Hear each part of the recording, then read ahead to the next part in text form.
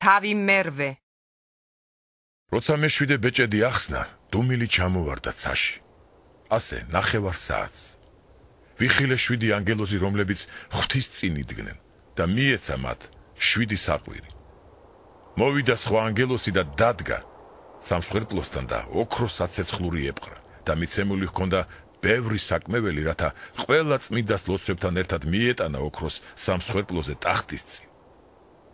ავიდა საკმევლის კვამლი წმიდათა ლოცვებთან ერთად ანგელოზის ხელით ღვთის წინაში.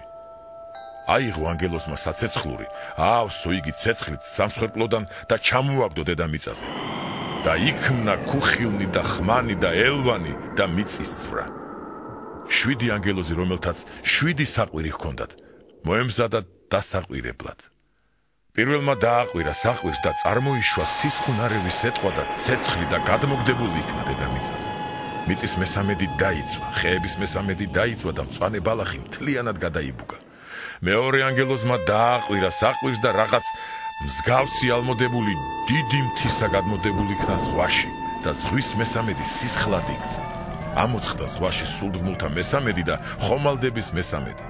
მესამე ანგელოზმა დააყვირა საყვირს და ციდან ჩამოვარდა დიდი ვარსკვლავი, გახურებული ჩირაღდანივით იწვოდა და ჩავარდა მდინარეთა მესამედ ნაწილზე და წყალთა წყაროებზე. ამ ვარსკვლავის სახელი იყო აბზინდა. წყლების მესამედი ნაწილი აბზინდად იქცა და დიდძალი ხალხი დაიხოცა წყლებისაგან, ვინაიდან დამწარდნენ ისინი. მეოთხე ანგელოზმა დააყვირა საყვირს და მოისპო მზის მესამედი, მთვარის მესამედი და ვარსკვლავთა მესამედი, რათა დაბნელებულიყო მათი მესამედი და დღის მესამედს აღარ ენათებინა, ისევე როგორც ღამისას.